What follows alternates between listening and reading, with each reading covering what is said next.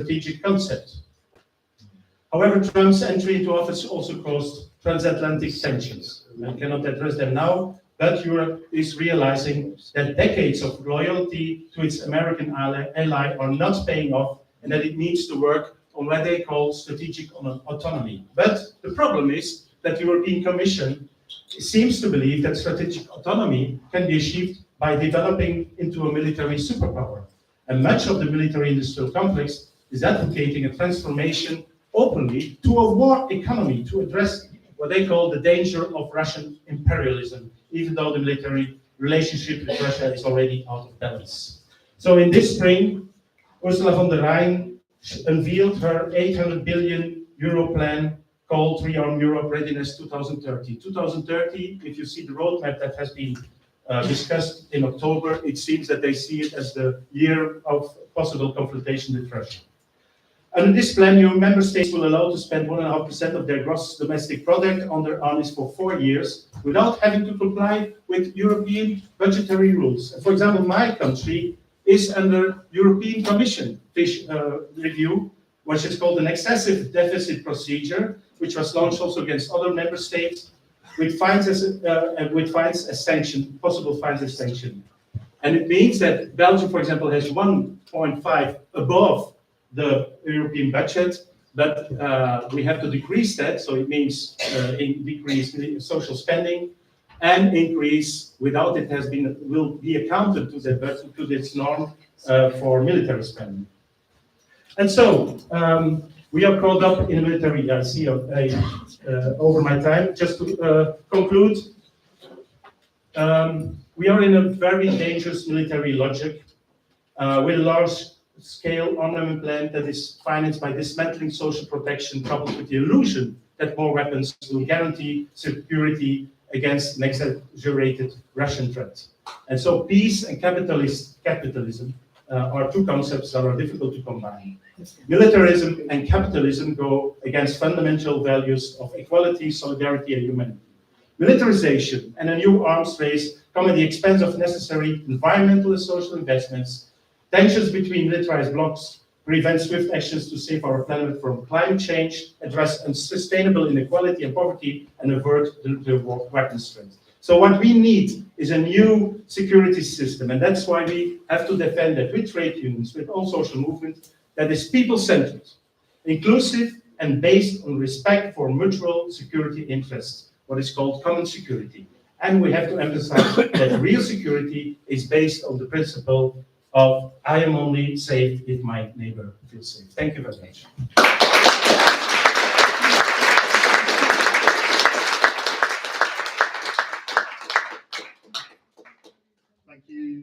Thank you, Ludo. I think we'll be hearing a lot more about themes around common security throughout today. Our next speaker is Mikaela Erskog from the Tricontinental Institute, where she works as a researcher and editor and coordinates the Tricontinental Pan-Africa office. Mikaela, where are you talking to us from today?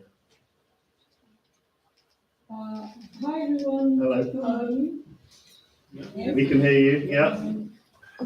Sorry I can't be there. I'm actually on the other side of the planet in China, because I'm also doing my PhD at Fudan University in Shanghai. And so, yes, apologies I can't be there in the room, and I'm sorry if I'm a spectre that's hovering above the panel. But I hope we still be able to have a little bit of interaction and dialogue. So, what I want to talk about a little bit is about how this moment is being felt in Africa, and also some of the nodes of challengers that are appearing on the continent and in the world in relation to the topic at hand. And we're talking right now, it's been 80 years after the defeat of fascism, and this was a defeat not by what is popularly discussed as the Allied forces in the West, but actually the defeat was largely on the backs of the Soviet Union, China, and colonized people. The Soviet Union lost 27 million people. China lost 23 million people. And this was starting in the 30s. And Africa saw at least 2 million people participate in the war and die in the war, as well as the Asian colonies. And this has largely been erased in Western memory. And so we find ourselves commemorating the sad anniversary 80 years on, but the world is again confronted by a system of domination that wants to maintain total planetary authority. At Tricontinental, we've named this as a system of hyper-imperialism, where a highly integrated bloc, this global north, centered in the G7 countries, is using military force, sanctions, financial coercion, information warfare to discipline the rest of the world. And this militarization is not a sign of strength, it is a sign of deep crisis, as many of you know. Hegemony is historically lost in 3 stages: in production, finance, and military. The United States has lost hegemony in production. I mean, in the 1990s, the G7 produced about 70% of global GDP. Today, it produces less than 40%. However, it still maintains, hegemony in areas like technology and particularly military-related technology. And it sees its financial hegemony as being challenged, though this is still in the very early stages, as we know, and it revolves around the status of the US dollar and South-South trade, etc. So even though the economic and political aspects of its decline might be accelerating, we know that the real danger is that it retains military power. And this has created the temptation for the US to attempt to overcome the consequences of its own economic decline by military or through military means. And with China now as the world's largest economy in PPP terms, and Asia and Africa as major poles and nodes of energy, minerals, and labor, and the growth of South-South trade, we see that the US is feeling increasingly threatened by the shift in the international order. And on top of this, of course, since October 7th, for the last decade, since 2008, we see also that the US increasingly is losing political legitimacy. Most of humanity, which 80% of the world outside of the is outside of the G7, and they reject unilateral sanctions, regime change wars, and the IMF World Bank model, particularly in Africa. We've seen that. Many of you might have followed last year. There was big mobilizations in Kenya where young people are connecting the dots that the reason for the economic crisis domestically is largely tied to the IMF World Bank model that seems to fail almost systematically and frequently. So it's precisely because of the West losing hegemony in production and not being able to command consent through economic and political terms that it turns to military domination. In the African continent, far from being a periphery, which is, even in the case of the Second World War, Africa was a clear frontier for struggle and a frontier for domination. And today that is still the very much the same case. Africa is being treated as a frontier to contain and manage and extract from. Since 2001, the US military increased its kind of permanent bases from 2 to 34. The US Africa Command conducts over 10 daily missions on African soil, and as you all know, NATO countries now account for almost 60% of global military spending.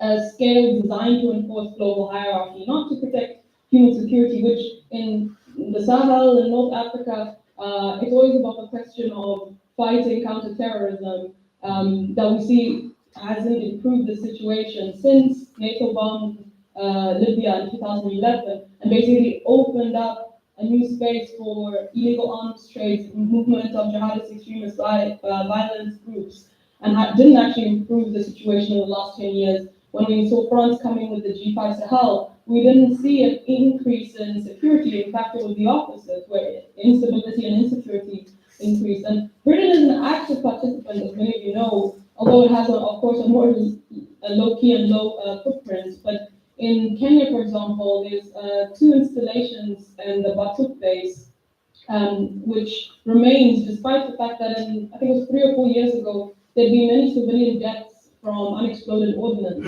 And UK forces often operate alongside US missions in Somalia, Nigeria, even in the Sahel. Prior to the popular uprisings in the last 2 years in Niger, the British personnel were linked to operations that used the US's massive drone base in Agadez in Niger. And this is the military arm of hyper-imperialism. It coincides with economic looting. In the case of Niger and France, Niger's uranium powered 1/3 of every French light bulb for decades prior to Niger staging a popular military coup. And what we've also seen that I think is often not presented in Western media, let alone in kind of continental media, is that actually where military presence has receded, violence has receded. After Mali had expelled French troops in 2022, terror attacks dropped by 30%. And after Niger moved to end foreign military agreements with the US and France, civilian attacks in Tillaberi and Tahoe, one of the regions that was plagued by this, actually declined. So military occupation and from foreign, particularly from foreign-led military initiatives, have never been about security, but about maintaining a Western authority where its economic power had collapsed. And a lot of this is deepening ongoing crises in terms of the climate. Even though Africa emits 3.8% of global emissions, we suffer from almost 50%, that's around 43% of climate-related deaths. And actually, a lot of the areas in which we see the most extremist activities in terms of violence are areas that are dealing with desertification, with a lack of food sovereignty and food security. And so when we think of security, for us in Africa, we're trying to think about social security as the answer to a lot of the problems that are often given military and weaponized forms of solutions. And just to end, I want to end with one of the areas in which we're seeing like new fault lines where popular sovereignty is being fought for and being championed. And I'm hoping that many of you have been following the Alliance of Sahel States, which is a confederation that was formed 2 years back by Burkina Faso, Mali, and Niger. And initially, Mali and Burkina Faso had military coups in 2020 and 2022, where we saw a younger legion of like what some people call captain coups, which people who are closer to the front line, who work on the front lines against jihadist violence, but also in terms of their class interests, are strongly tied to nomadic communities, cattle farming communities, to grassroots communities in a way that other kind of general coups and lieutenant coups in previous historical moments haven't been. And so I'm hoping that, I'm skimming through this a bit, hoping that you guys are aware of it, but in 2023, when Niger had a coup, importantly for y'all to know is that basically these military leaders in Niger were dissatisfied by their working conditions and the fact that the security question was not improving. And they basically took over the palace, ousted the president at the time. But importantly, the grassroots organizations saw this as an opening to put forward a popular agenda. And so it was actually the grassroots organizations like M62 that brought together student unions, women's groups, trade unions, and different Pan-African organizations in mass demonstration against French military intervention, the French foreign bases. And they're the ones who surrounded the French embassy and the French military bases and called for the expulsion of both the French and the US foreign military bases. So I share this just to say that as we're seeing these fissures and these openings, importantly is that there are grassroots organizations that are trying to lead the agenda, and a lot of those organizations come from left traditions that are thinking about anti-imperialism. So the Alliance of Sahel States is by no means a kind of, super advanced or progressive or homogenous organization, but the fact that they came together and left ECOWAS, the Economic Community of West Africa, they rejected the kind of neoliberal rules and impositions of sanctions that were coming from the West African community. They actually came together initially because the president of Nigeria, which is on the border with Niger, was threatening a military intervention, and Burkina Faso and Mali said, if you guys intervene militarily, we will fight back.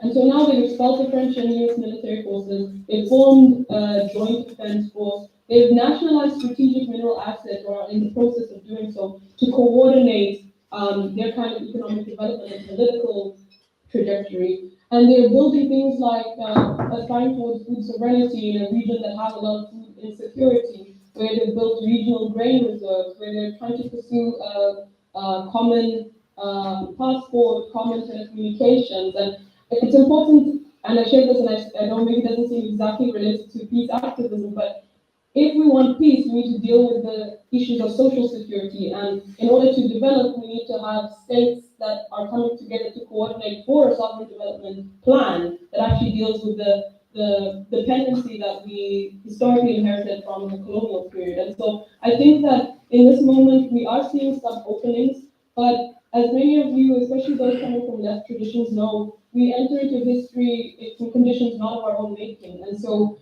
we need to figure out how do we push the agenda in the interest of serving the people's needs and serving the people's interests. And so we have people on the ground in West Africa who believe this is a hopeful moment, particularly because the leaders of the Alliance of Sahel states right now they know that their sustainability and their survival depends on if they meet the needs of the people. And I was lucky enough to be in Niger last year for a conference basically with people of the Sahel, coming from all over the Sahel, not just Niger, Burkina Faso, and Mali. And most of the speakers were extremely enthusiastic about this as a form of reclaiming our sovereignty in a moment in which we're seeing an international crisis of capitalism. But also that they said that our support for these regimes is conditional on their ability to advance a popular sovereignty based on popular needs. And Okay, I have to ask you to sum up in a minute.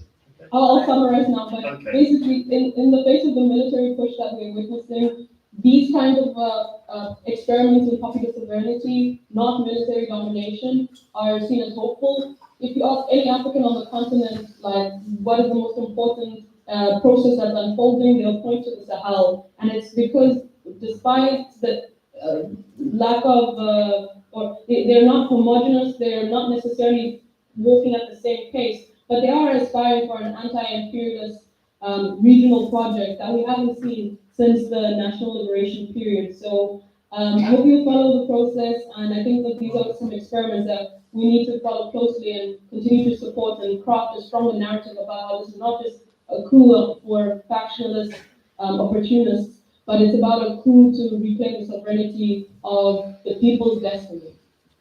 Thank you, Mikaela.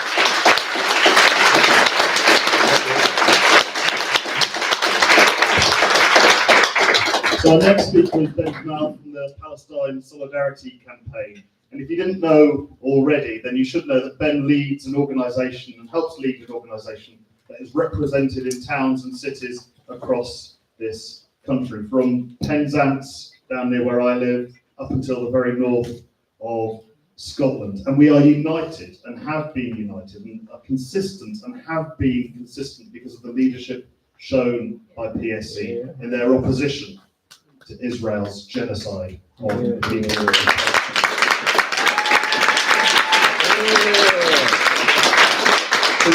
We're really proud to have Ben with us today because the very fact that a nuclear-armed state, Israel, has been permitted by nuclear-armed states and nuclear-armed alliances to carry out a genocide on the people of Palestine has been one of the defining, if not the defining, moment in politics over the past couple of years. But I will hand over to Ben, who knows a huge amount more about these issues than I do. Thank you, Ben. Thank you, Ben. Thank you, and I'm very pleased to be here. I'm very honoured to have marched alongside CND, alongside so many of you for the past 2 years in what has been the most sustained protest movement in this country since the suffragettes. Now, the Polish poet Czesław Miłosz, who was a witness to the Warsaw Ghetto, once wrote, "If we are capable of compassion and at the same time are powerless, then we live in a state of desperate exasperation."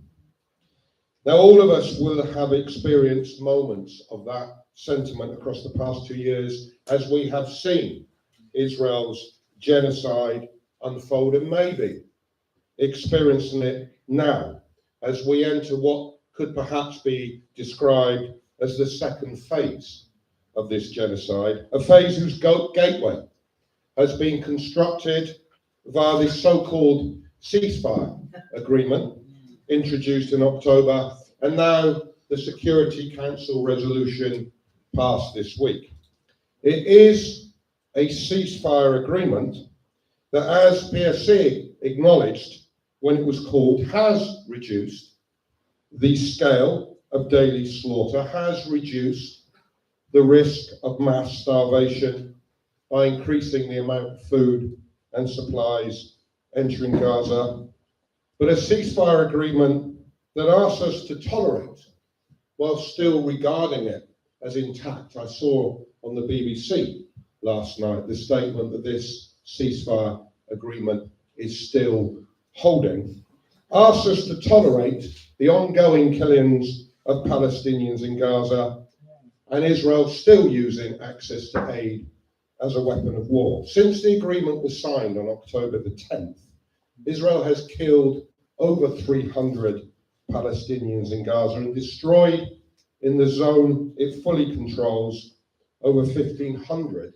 Palestinian homes. Some of you will have seen the scenes this week as Israel launched strikes on Khan Yunis and on Gaza City that killed 33 Palestinians in a single night. Images, once more, of infant bodies being pulled out from the rubble, hanging in the rescuers in their parents' hands like limp rag dolls before being lined up lifeless on blankets, all whilst Israel allows in less than half the food and supplies needed urgently as winter arrives and 2 million Palestinians exist without adequate shelter. And now the Security Council, having failed for 2 years to prevent the genocide, finally acts. But it acts not to enforce international law, but to violate it, not to respect the core purposes of the United Nations, but to abrogate them. It passes a resolution that disempowers the victims of genocide and empowers the perpetrators, that effectively hands over Gaza to the United States, that allows for Israel's participation in decision-making over Gaza's present and future, but denies that right to the Palestinian people, who have no say in their governments, no say in how their land is to be reconstructed, no say even in how aid is to be distributed to them. The Security Council, through this resolution, has become an instrument for the continued illegal occupation and for an ongoing genocide and a willful violator of international law.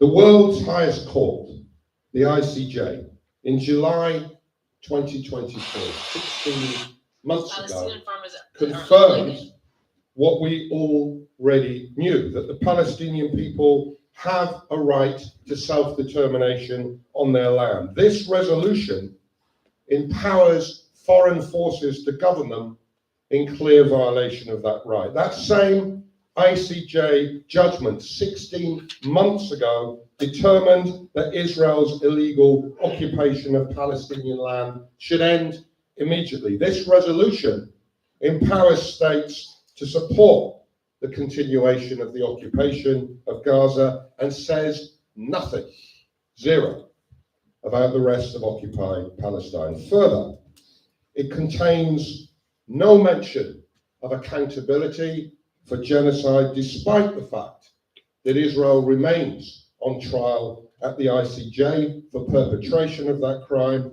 and its leader remains indicted by the International Criminal Court. Says nothing about the ongoing ethnic cleansing in the West Bank, the escalation of settler violence, nothing about the nearly 10,000 Palestinians still held in illegitimate detention, subject to the most brutal forms of torture, including rape. And it also, of course, mandates an armed force, the so-called International Stabilization Force, reporting directly to Donald Trump and his Board of Peace, bypassing any other international institutions, a board and a force which will act to demilitarize Gaza, meaning, of course, disarming the Palestinian resistance, but not nuclear-armed Israel. So this is Donald Trump's vision for peace, for which he is being applauded by the lapdogs who endorsed this resolution, including Keir Starmer. No right of self-determination for the Palestinian people, a mandate for Israel to continue the occupation of Gaza and by default the West Bank, a mandate by default for it to continue and sustain its system of apartheid on all of the land between the river and the sea, a peace in the Middle East to be built via an alliance between the nuclear-armed imperial US, Gulf dictatorships, and a nuclear-armed apartheid state led by politicians who make no secret of their desire to eventually establish a greater Israel that stretches all the way from the Mediterranean Sea to the Euphrates. So in this moment, we need to reassert some fundamental truths. And one is that this battle for the justice and the liberation of the Palestinian people is, as we have asserted for decades, a battle for the future of humanity and for the world we want for ourselves and for our children. Do we want a world where principles of rights and justice and respect for the rule of law are secondary to the will and the military might of the powerful? So this right now is our core task, to resist this process, this project, to re-normalize Israel, to treat it once more as a normally functioning democratic ally, to change the conversation away from genocide and apartheid and British complicity in those crimes into a conversation like I heard on the BBC last night about sustaining the ceasefire and building the peace.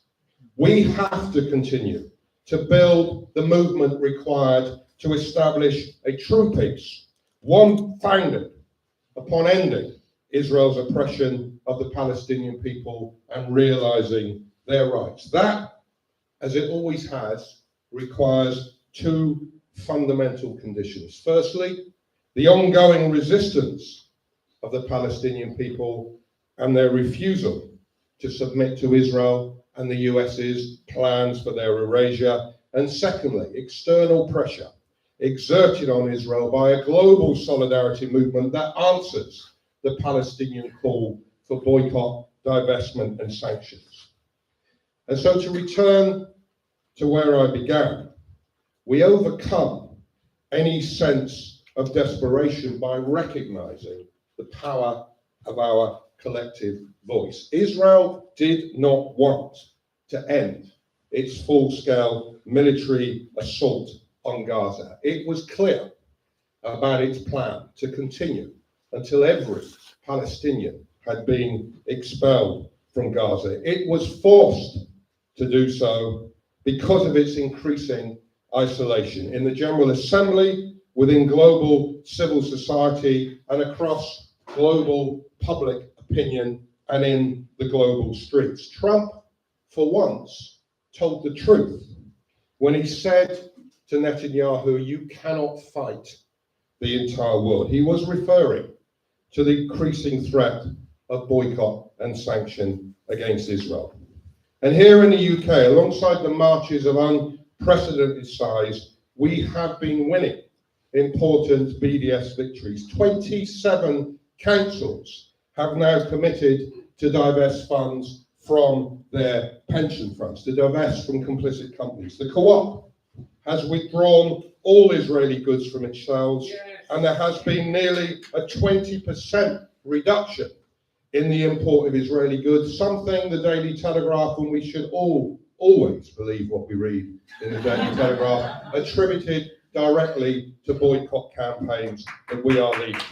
And over 5,000 customers have closed their account with Barclays Bank, and music festivals have dropped it as a sponsor. So this is our task, to harness our collective power, but to build it further. And we do so, as I said, knowing that the struggle is long, knowing that this struggle for justice and the rights of the Palestinian people is a struggle for the world we want to inhabit. We know that the world we want to see cannot come into being, that none of us can be free until the Palestinian people are free. So onwards, together, to freedom, justice and equality, and I will see you all back on the streets next Saturday when we march again. Thank you.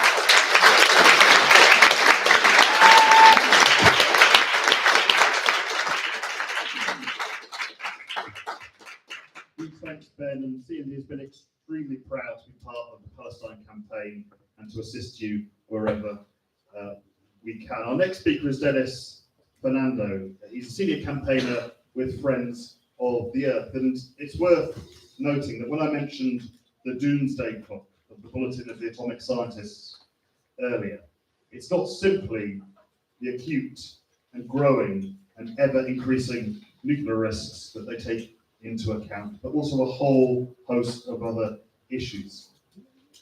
Second only to nuclear is the reality of the ever-growing climate catastrophe that is being brought down on our heads. And so peace campaigners, anti-nuclear campaigners, and environmental campaigners are united in our concern for humanity as a whole, but also for nature as a whole and for life as a whole. And we both face similar challenges.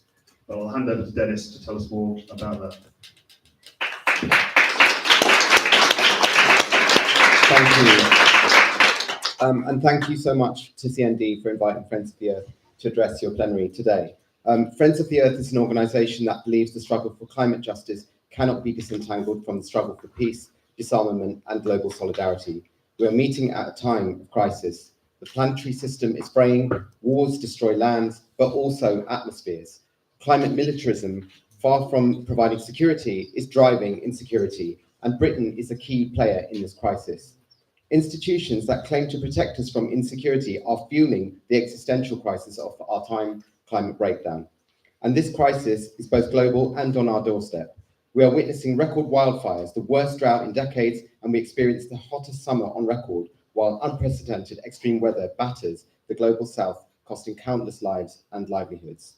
Despite all of this, the government's recent strategic defence review only refers to climate change twice and in a very specific context.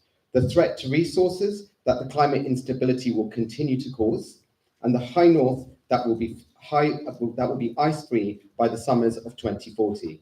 They see this as a threat to the UK and NATO, who will face competition for resources from others, not a threat to humanity. They ignore the devastation this will cause and conclude that the military must adapt to extreme weather and the Navy must be prepared for resources for incoming competition in the high north.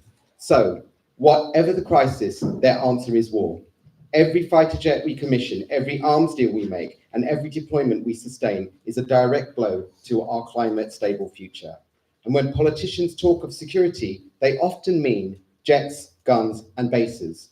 But real security is ecological. It's clean water, a stable climate, fertile soils, and resilient communities. Militarism is antithetical to that. The global climate military carbon footprint is about 2,750 million tons of carbon dioxide, roughly 5.5% of global emissions, making militaries as a combined entity the fourth largest emitter globally. NATO's emissions in 2023 alone were 233 million tons of carbon dioxide, surpassing many of the emissions of other countries. And the UK Ministry of Defence reports 3.1 million tons of carbon dioxide for 2022-3, which is about 50% of central government's emissions. But Declassified UK and Scientists for Global Responsibility estimate the total carbon footprint of the British military and supply chains is closer to 11 million tons, more than the emissions of 6 million cars. The military industrial complex in the UK emits more greenhouse gases than 60 entire countries, many of them climate vulnerable states. So we must put people and planet first. As Ben has outlined, we are witnessing the genocide in Gaza that goes unaccounted for, war crimes across the world, and a new nuclear arms race. Nuclear war would not only kill millions directly, but would ravage the biosphere and displace millions. Even a limited nuclear exchange could lower global temperatures, triggering crop failures, famine, and ecosystem collapse. Radiation fallout would contaminate water, soil, and food chains, making vast areas uninhabitable for centuries, and entire ecosystems could collapse. And Fortress Europe is fortifying its borders and saying we are full up, fueling the far right while while ignoring its role in military and economic destabilization that forces people to move in the first place. The people least responsible for climate wreckage, smallholder farmers, frontline communities, climate refugees, suffer first and worse. But there is hope in the global south. Communities are resisting militarized dispossession and living through the intensifying effects of climate change. They insist on new imaginaries of security, ones that include demilitarization, resource sovereignty, and peace building. Palestine is a very, very stark example. Militarized land control, water restrictions, and land seizures are climate and ecological injustices. The carbon cost of the Gaza war, destruction and reconstruction, is estimated to exceed 31 million tons of carbon dioxide, more than some countries emit in an entire year. These are not peripheral struggles. They are where climate, peace, and justice are forged. From Colombia to Palestine, the global south teaches us that climate justice cannot exist without human rights.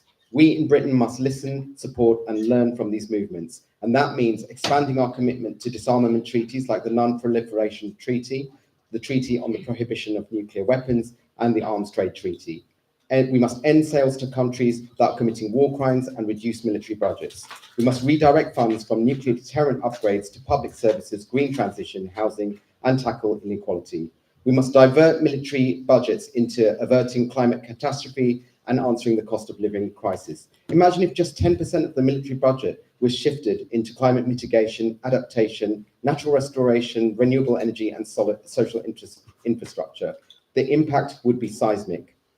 All climate frameworks, foreign policy, and trade deals must include demilitarization, peace building, and resource justice as central goals. And Britain must lead the charge on climate security, not through bombs, but through diplomacy, conflict prevention, and ecological restoration. The UK must acknowledge its disproportionate emissions, colonial legacy, and arms exports, and commit to a genuine climate finance, debt capitalization, and clean energy transfer in order to support communities on the front line. And we need political leaders who speak the truth. The converging crises of climate inequality and militarism demand a bold reordering of priorities. We must organize from below. Civil society, unions, youth, and faith groups must all push political parties to commit to peace, disarmament, and climate justice. Because a better world will not be won by generals in security bunkers, but in the forests, the marshes, the workplaces, and the homes of people. And this is our moment to demand a democracy of climate justice, disarmament, and solidarity. And we must link our struggles. Right now, our Chief Executive, Asad Rahman, who couldn't be here today because he's in Belem at the UN climate talks, the COP30 talks, align with global South allies in calling for a just transition away from fossil fuels. But this is being shown to be a flashpoint because the EU and other countries of the West are resisting this. And it is important that we have concrete plans, roadmaps, and most importantly, the funding that is important to make it all happen. And this is where richer countries are enacting their historic power and privilege by not stepping up. We must tax the super rich and we must make polluters pay, because an habitable planet is needed from Birmingham to Brazil. And the UN General Secretary has reiterated the stakes that we are on course for 2.6 degrees and every effort must be made to bring temperatures down to 1.5. We have already hit the catastrophic the first tipping point of climate change, of corals going into decline due to warmer oceans, which will affect around 1 billion people who rely on them. Unless curbed, we will see Arctic glacier melt and the Amazon die back. So now is the time for us to step up, because we must not believe the lie that there is no money for planetary repair when there is always money to nuke the planet many times over. And every degree of temperature rise that we fight to prevent will help limit damage to the people and to the planet. The fight for a habitable planet is more important than the wars with each other that decimate the environment. If the future is to be lived, we must fight for it. Peace is climate justice, and climate justice demands peace. Thank you.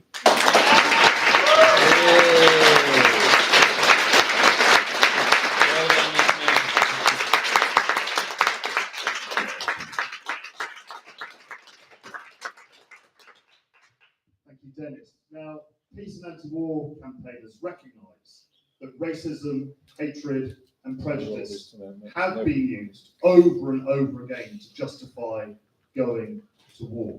And therefore, for CND, it's no coincidence, is it, that as this government, as this Labour government, declares itself to be on a war footing, as it is investing billions upon billions upon billions in preparing for war, it is no coincidence or no accident that at the same time, far-right racist street movements are emerging once again. And it's no coincidence, is it, that government policy is going in a racist and prejudiced direction. And so CND is very proud to support Stand Up to Racism, and we're very pleased to have Sabby Dhalu, co-convenor of Stand Up to Racism, here today. Thank you, Sabby. Thank you very much, Tom, and thank you to the other speakers, and thank you to CND for inviting me to this conference, because it's important to make the links between nuclear expansion, war, and the rise of the far right and racism.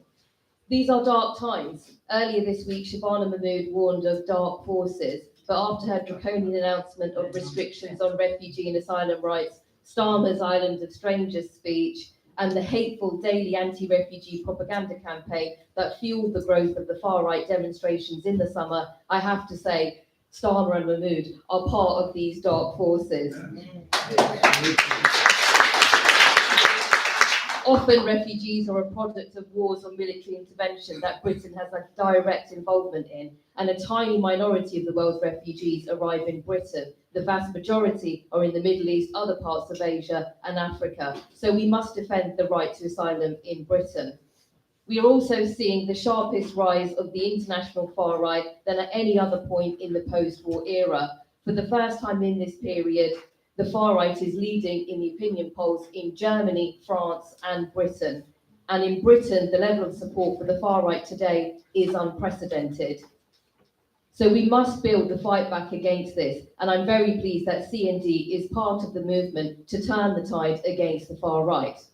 We all know this, but it's worth underlining. Fascism's rise to power in the 1930s led to the greatest loss of life, destruction, and devastation to humanity in World War II, and culminated in nuclear bombs being dropped in Hiroshima and Nagasaki. Congratulations to CND for your work in commemorating these catastrophic events, their impact on Habakashas, and the importance of learning from history. Today, there is a far-right president in the White House, and Elon Musk gave an infamous Nazi salute at Trump's inauguration.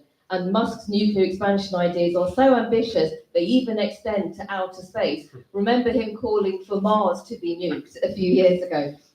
And recently, Trump called for restarting nuclear testing and for South Korea and Japan to develop nuclear weapons. Just like AUKUS, this is about the encirclement of China. And as you know, back in June, the US also bombed nuclear sites in Iran. Military confrontation and the drive to war go hand in hand with a rise in racism. Wars in the Middle East, particularly Iraq and Afghanistan, over the last 20 years, and the genocide in Gaza have led to the rise in Islamophobia. The new Cold War and military escalation against China has led to a rise in racism towards Chinese and other East and Southeast Asian communities in Britain. Earlier this year, the Labour government announced £30 billion spending on nuclear expansion. Meanwhile, funding for the elderly, disabled people is cut. So Labour is sticking to Tory austerity and continuing the cost of living crisis. Real wages have declined for almost 2 decades since the 2007 financial crisis. And this is a critical difference between now and the 1970s, when we saw the growth of National Front. From 1970 onwards, real wages were increasing up until the 2007 financial crisis. The bailout to the bankers led to the massive increase in government debt, but it's the people who are paying for this through austerity. This is a political choice, and that's why racism, particularly attacks on refugees and migrants, is being used to scapegoat, divide, and distract. This economic catastrophe and toxic, hateful, racist campaigns have led to the unprecedented rise of the far right in Britain, with the rise of Reform UK electorally and the biggest fascist demonstration led by Tommy Robinson in history back in September. For the first time in Britain, a party to the right of the Conservative Party could gain power. And we cannot underestimate how dreadful this will be. If a Labour government can prescribe Palestine action, a Reform UK government could prescribe all of the organisations represented on this panel here today. So we must build the fight back against this, and the best response to the biggest fascist demonstration in British history must be the biggest anti-fascist demonstration in British history. Stand Up to Racism has been working with CND, the people and organisations on this panel, and a range of other organisations on building the biggest and best response to the rise of the far right. So look out for details on this. So solidarity and thank you.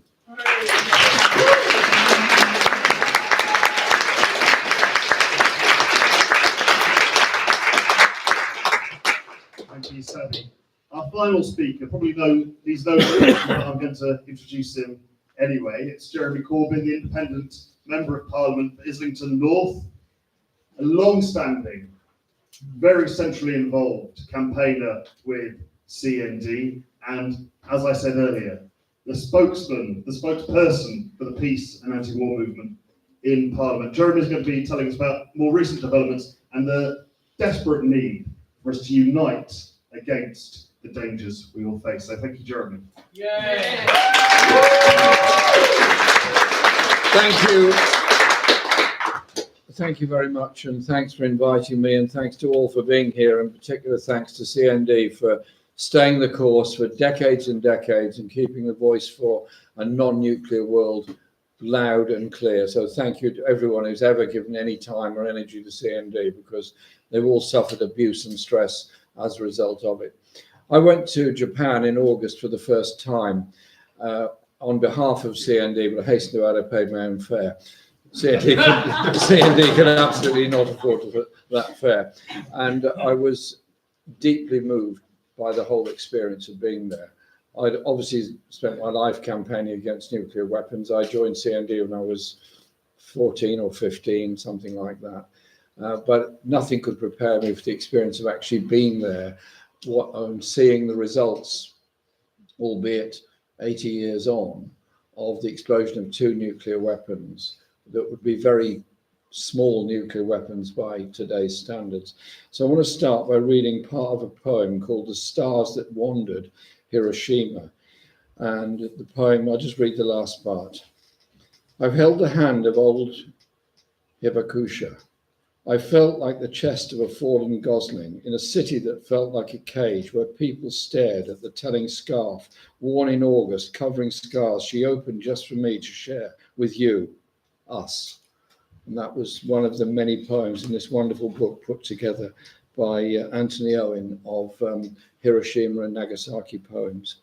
And so we have to recognize that we need to be doing something far more about peace around the world. We're into a completely mad phase where there are major hot conflicts going on several continents around the world. And the whole narrative in our media, the whole narrative in political debate is one of war, arms, increased defence expenditure, and the prices paid, as ever, by the poorest, by the most vulnerable, by the societies that can least afford it. And you see the ultimate of that with the numbers of rough sleepers around every station in London, and indeed all over Europe and North America. That is the price of the war machine that is going on all around the world. The arms trade last year spent $2.7 trillion on purchasing of armaments. That was a 9.4% increase on the year before. And the profit levels of all the arms companies goes up and up every year. Arms expenditure is all public expenditure. It's all money not spent on health, on housing, on environment, on education, or anything else that gives people real security. And then you look at the wars that we're going through at the moment. Ben has spoken brilliantly, and I pay absolute respect and tribute to Palestine Solidarity for their single-minded focus on ensuring that we all understand the horror of the continued occupation of Palestine, and to organise all the demonstrations despite enormous personal attacks and personal costs. Ben, well done you and all the team for all that you put up with. And,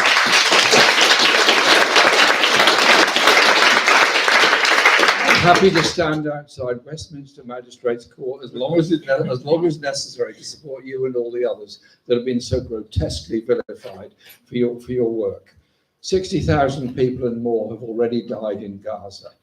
300 have died since the so-called ceasefire. 1,500 have been killed on the West Bank. And every day, another settlement appears. Every day, more Palestinians lose their homes. And every day, the remains of war will continue to kill Palestinians for decades to come as unexploded ordnance is found under the rubble. And that's even if Israel ever does completely withdraw from Gaza and from the West Bank. So our job isn't to tell the Palestinian people how to conduct their struggle. Our job is solidarity with the Palestinian people so they can decide their own future, which we can support and hope that they enjoy a future of peace. Because there's a bit of a traditional, almost imperialist mentality amongst some people around the world that they think by supporting somebody else's struggle, they can tell them how to conduct it. No, our job is to show solidarity with the people of Palestine. And that, I think, is an important principle to adopt. And so the British role in this has been to continue to supply weapons. And I am sceptical when the Ministry of Defence tells me they're no longer overflying Gaza to assist Israel with its security information. Because I checked this up with people in Cyprus and they're making a note of all the planes they're taking off. So I think the evidence is clearly there. And so the other wars that we have to address, the horror of Ukraine, First World War style conflict with conscripted soldiers from each side killing each other. And the only beneficiaries of that war are the arms industries of Western Europe and North America, and to be fair, the arms industries of Russia and other countries as well. Arms industries know no national boundaries. They're only interested in selling weapons of mass destruction. I've been reading very carefully the latest proposal for Ukraine, the 21, 22 or 28 points or whatever it is. I read them all very carefully last night. Interestingly, Al Jazeera presented them in a very neutral and very detailed way. The BBC, as ever, couldn't resist a comment at each point. So instead of giving information, they gave us the benefit of the BBC's thought process on these matters, which frankly I could do without. But whilst I don't know what the outcome will be, I actually want a ceasefire. I want to see an end to the killing. I want to see a stop to the conflict. And obviously hope that that happens. I think the most significant point in all the points is that Trump's proposals include a specific reference to NATO not being in Ukraine, and even more significantly, when you think it's coming from Trump, is an adherence to the Nuclear Non-Proliferation Treaty by Ukraine as a non-nuclear state. Now that is quite a big departure from what's been said in the past. Now, there's clearly a long way to go on this, but I don't think the European approach of offering to go in and start putting troops on the ground and so on is either going to work politically anywhere across Europe, and certainly won't help to bring about peace. Let's get a ceasefire to stop the killing and get some kind of arrangement that brings about a long-term peace for the future. We cannot just be forever spectators in this particular conflict. But then you look at the contradictions in all this. It's the same Trump administration and the same US administration that is now putting aircraft carriers, planes, and demanding more bases in the Caribbean in order to attack Venezuela, attack Colombia, and criticize and attack the people of Ecuador for protecting their constitution against having foreign bases on their territory. And so there are serious dangers around the world.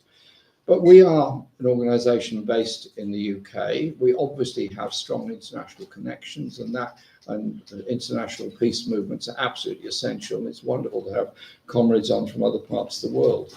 But in the case of Britain, the government has now announced that arms spending will go up, defence spending will go up to 5% of GDP. It's a totally arbitrary figure.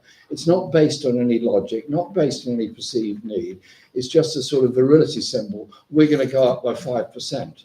And John Healey gets very excited at the dispatch box when he says that we're going up by 5%, 5%, 5%.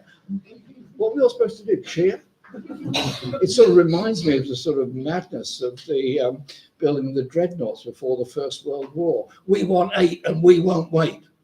Nobody'd ever heard of a dreadnought till this slogan got going. It's this sort of madness, Gadarene swine rush to go into war and go into conflict. And then they go on to say Britain must be arms ready. And we're now apparently going to have state-built arms manufacturing companies to provide the necessary bullets for the rifles that we import from the USA or wherever else. Well, there was somebody who once was the leader of the Labour Party who had a completely crazy idea of a state-owned pharmaceutical company to undercut Big Pharma and provide generic medicines at cost price to the National Health Service and export them at cost price to countries that need them. We can, could and should do things very, very differently. The new nuclear weapons being promoted and proposed by the UK are in contravention of the Nuclear Non-Proliferation Treaty, are intrinsically dangerous, and the more weapons there are, the greater the danger is of their use. And if we want to educate the rest of the world on non-nuclear matters, as the government often does, well then start by disarming yourself. Start by not producing a new generation of nuclear weapons, and start by going forward on something else, which would be about investment in housing, in health, in education, increasing, not cutting overseas aid, and recognising the victims of the neoliberal war economy around the world are actually the refugees.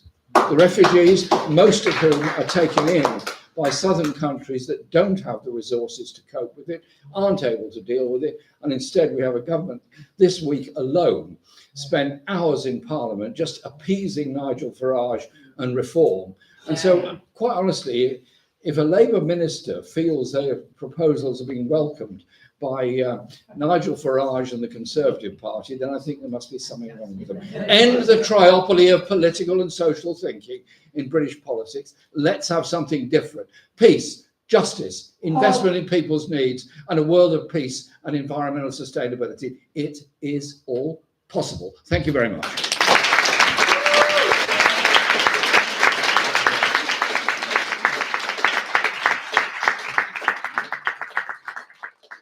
Certainly is possible, and it certainly is necessary. Thank you, Jeremy, and thank you to our other speakers. Inevitably, we started late, and therefore we've run out of time for Q&A at the end of this session. But fear not, because there will be ample opportunity in a whole range of sessions after this and this afternoon to have your say, to ask your questions, and to put your points. I'm just going to hand over very quickly to our General Secretary, Sophie, for a bit of an announcement. Brilliant. There's nothing, don't worry. But first of all, thank you so much to all of you for coming out today. You know, it's such an important time, isn't it? So it's so great that all of you can come from all around the country to be with us today. And I really hope you get as much out of the conference as we hope you will do. We've got some really fantastic workshops coming up now, which I just want to read out. But I also want to get a sense of like what sessions people want to go to, because it might be that because of the Trump plan, that we get quite a lot of people wanting to go to the NATO workshop. So I just want to get an indication. So people who've decided what workshop they want to go to. If you want to go to the session on Ukraine, Russia, and NATO, do you mind putting your hands up? No, that's fine. Okay, we have capacity in the room that we have already sorted, so that's all good. So that was just that housekeeping thing. So you should all have your programme. Yeah, so the programme tells you what the different sessions are coming up. So we've got Understanding British Nuclear Expansion, that's going to be in this room. Then we have Ukraine, Russia and NATO, which is going to be downstairs, the ground floor, in room D. Then we have Challenging Militarism in Education, which is in next door to that room, downstairs on the ground floor, room E. And then finally we have Campaigning Against War and Nukes Can Help Save the Planet, which is on the ground floor again, breakout room B and C. So we've got 15 minutes for you to kind of mill around, but make sure that you get to your session. And one final plug is we've got loads of materials here on the stalls, yeah? We've got loads of leaflets for the demonstrations for RAF Marum. We've got loads of wonderful alternative defence review reports you can take, so please take as much as you can. After the workshop, there is lunch. If you look on your programme, our wonderful office and HR manager, Asta, has got some deals for you, so you can get discounts if you go to these particular cafes that are on the programme. And there's special menus you can get downstairs at reception. So thank you very much and enjoy the rest of the day. Do anything live, so if you're doing it live, a couple of minutes, I think.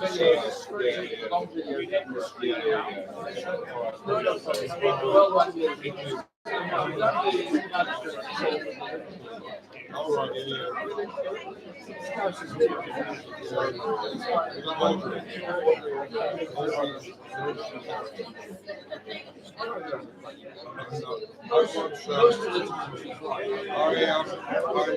for 3 months with campaigning against the sat in meetings around trying to get an answer about. We went from forks and chairs. Every time we turned up to swing, the chairs were trying. It was the most practice environment somewhere around this usually causing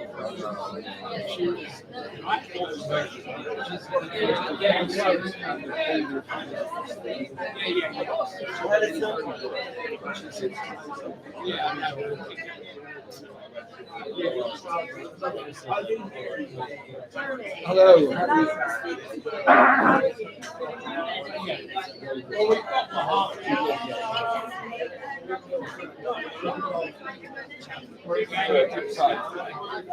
We go through here.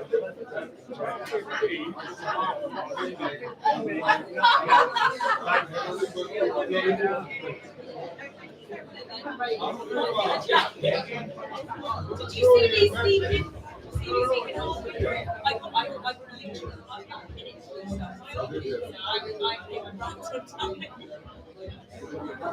Yeah, exactly. I was literally, I cycled here so quickly. Yeah, I love it.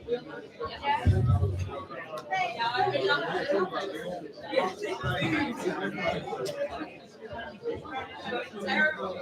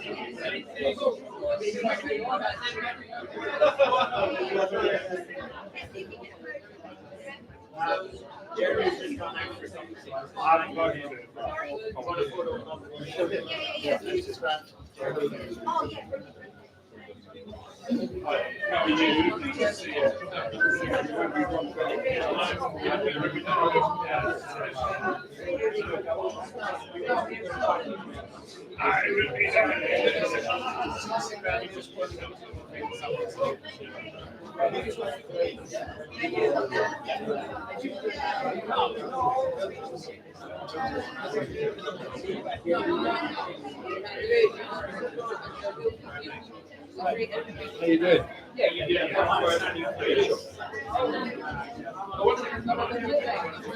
Is there a parallel with our view of this kind of stuff?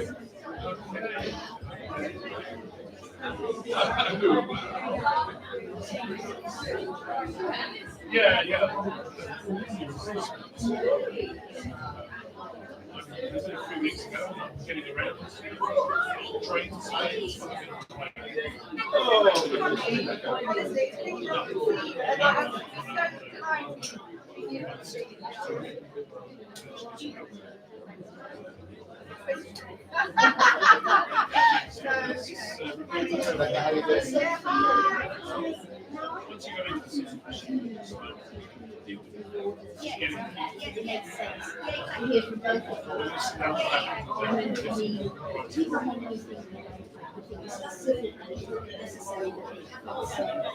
But basically to say now what can we get really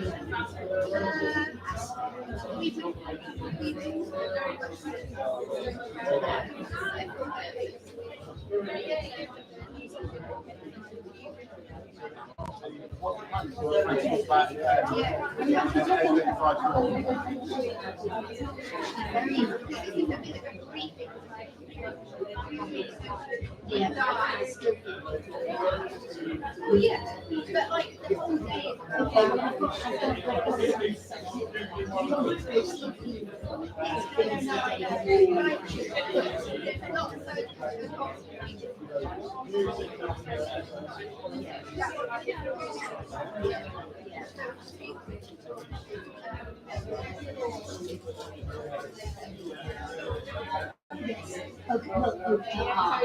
okay.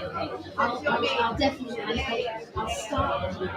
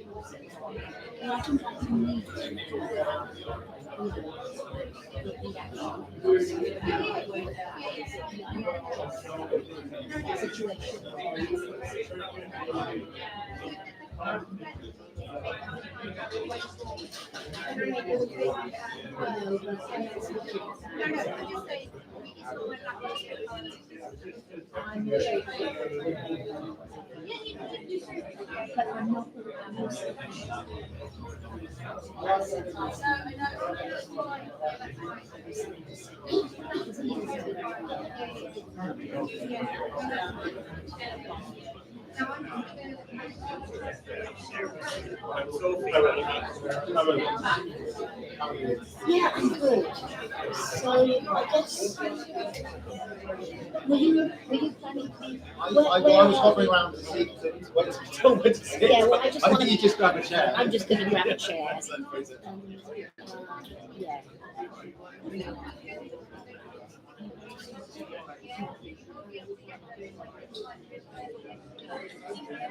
So I searched with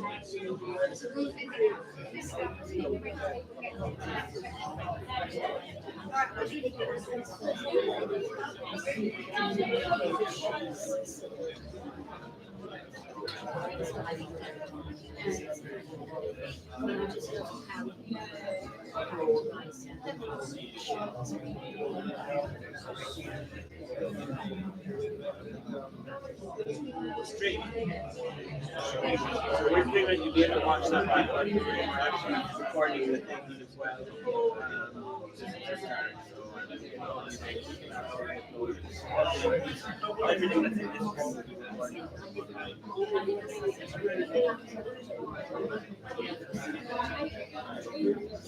Oh, excellent. Oh, great. Yeah. It's right on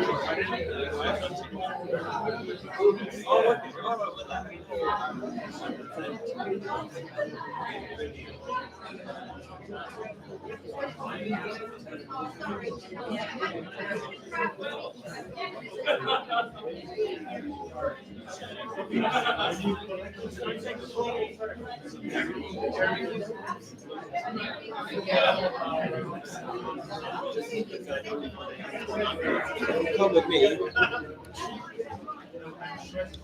Do you start velvet rope, come on through. Come on. Yeah.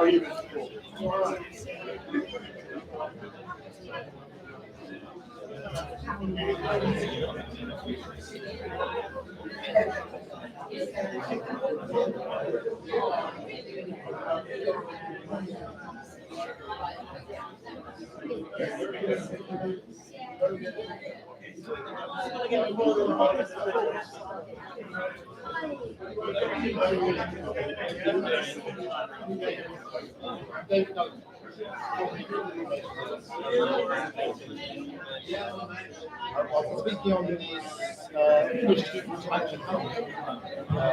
I worked at Equal Information Service for a number of years. I'm autistic, so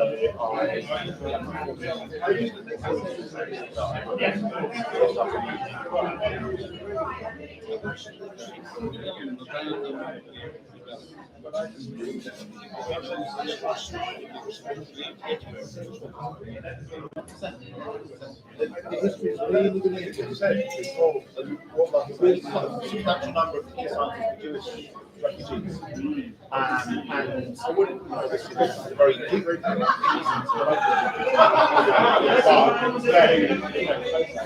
the program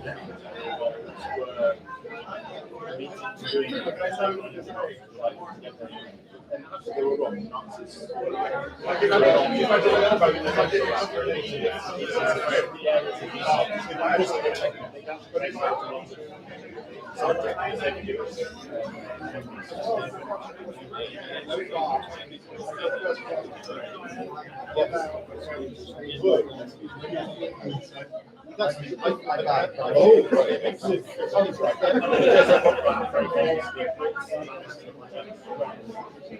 When the war at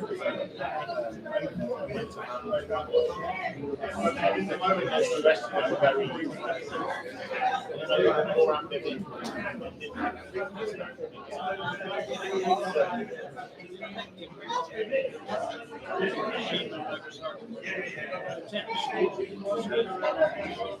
Yes, I think that was part of the demonstration of capabilities.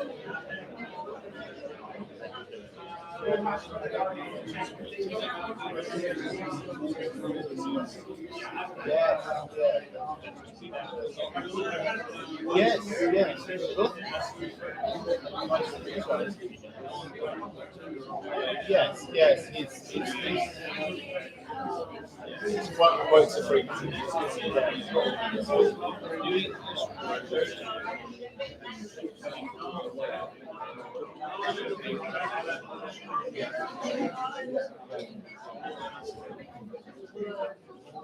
Excuse me. Thanks for me and I kept you good.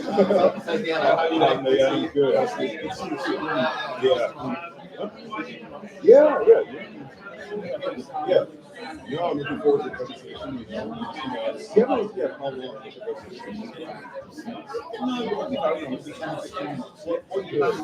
Yeah, I'm basically a report. I'm going to keep the Yeah, because no, Peter I just have to go down. Summarize. And honestly, I'm more beyond that. I'm going to talk about. I will cover some of the same topics. Yeah. I might elaborate on things for the city. Oh yeah. Feel free to But yeah, I kind of like they wanted stuff on the Australian war, which will have to speak up on that. Maybe have anything to say about stuff like that. Right. I don't know if you've seen any. Not lately. I've been focusing unfortunately after Friday recognition, so not been keeping this up. Yeah. I'm going to meet you for the first time. Yes, Hello, you're sir. very nice to meet you. Okopi Ajonye. Yes, yeah, right. to see, yeah, see, ICAN meetings. Yeah, exactly, but it's not quite the same. Also, because you sometimes you keep yeah, because you'll probably get one with somebody else. Yeah. We understand. I wish that would I'm audio problems. I usually food sometimes as well. Like so I'm actually going to steal somebody's daughter and just have a bit more time. And follow David.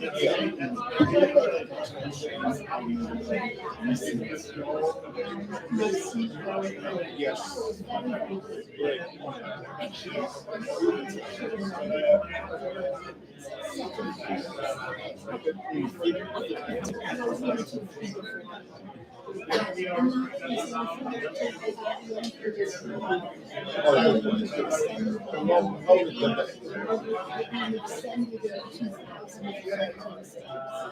It was extended in 1995 to gender creation. Oh. And that led to the 13 steps. Because they had a coronation and an extension agreement. And lots of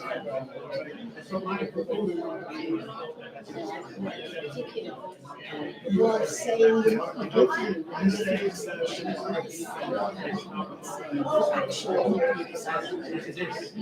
actually stronger so that we can hold you accountable for years. Oh, okay. So that ended up being necessary. And I was getting looking forward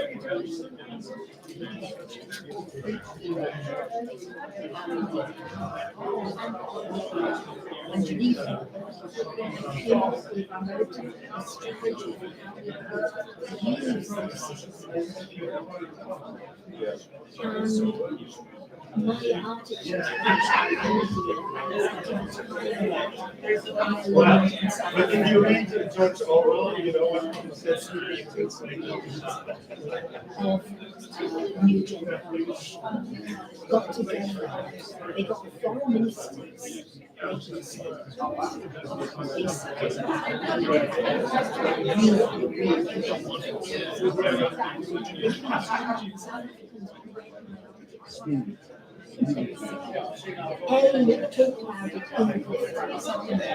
persuade the new generation.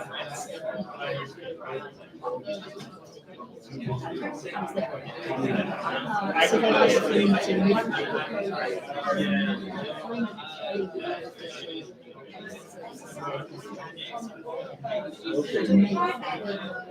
Yeah.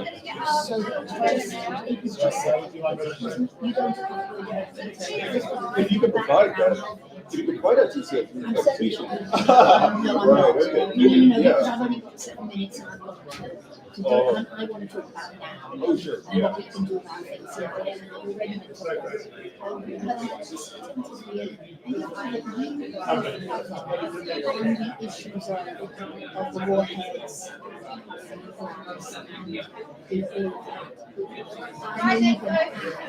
going to add a short bit. Ready to be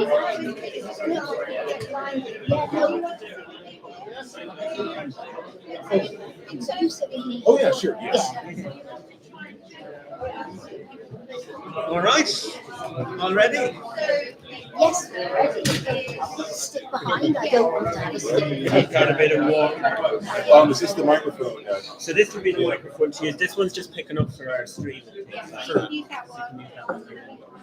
So if I just clarify about how many minutes is best for us? 7. 7. All right. Yeah. And then that gives time for like questions and contributions going on, and then I'll take all those contributions and questions, and then we'll come back at the end. Yes. please. Yeah, I won't be doing back and forth. Oh, yeah, So right. you can choose which questions you want to answer and your final kind of summation. Is that all right? That sounds good. If there's any slowness in the questions or they want something like be flexible about it.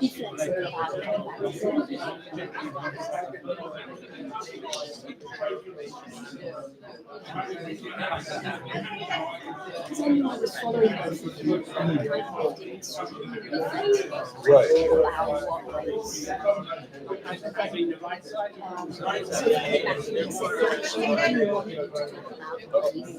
Oh, okay. Yeah. So, Turn it up. You turn it up. There might be an opportunity for questions. yeah. Yeah, there's the report. Yeah, exactly. But Trish, I was down yeah. No, too much. Hi there. So we're now going to be starting our workshop that is called Understanding British Nuclear Expansionism. So if you're not here for that session, can you please go to the session that you want to go to? Or if you want to just relax and sit at the back with a coffee, you're very welcome to. But people will need to start to hush now, otherwise our speakers won't be able to be heard. Yeah? So I love this. I love this, the fact that I say these things and nobody takes any notice of me whatsoever. But this is the joy that is CND and the peace movement, is it not? Okay. So yes, I'm Sophie. I'm the General Secretary of the Campaign for Nuclear Disarmament. I took on the role in November actually, so I've been doing it for a year now, and it's totally full on, but it's an absolute massive pleasure and privilege, as well as a massive responsibility. So this week had the overview. Hello people, I'm really sorry, but we're having a session now, so even people speaking to Jeremy Corbyn need to not be silent. Sorry, Jeremy. So we had the opening plenary, which is about sort of looking at the international challenges, the kind of interconnected challenges that we face in terms of the nuclear expansionism, the war drive, and how this is kind of driving climate breakdown. So we've had a kind of international overview, and that's the context in which we're now looking at this session, which is looking at British nuclear expansionism. And so that expansionism has been very rapid in the last year. You know, we've seen the purchase of these F-35A nuclear-capable fighter jets. In June, that announcement was made. And this is just the latest expansion of Britain's nuclear weapons. Can you tell me what F-35 is? Yes, we are going to talk about what that is. In fact, I should have done this before, but we have here very user-friendly briefing about the nuclear expansionism that's happening now, and that totally explains all of that. I'm really sorry, I shouldn't use jargon like that. You're absolutely right. So these are the fighter jets, the nuclear-capable fighter jets that the British government have purchased in June. So this is just the latest, as I say, in terms of nuclear expansionism. So in 2016, the government decided that it was going to be replacing its Trident submarines with a whole new generation of nuclear-armed submarines. And in 2021, the government announced that it was going to be increasing the number of nuclear warheads that it has by over 40%. And we know that it's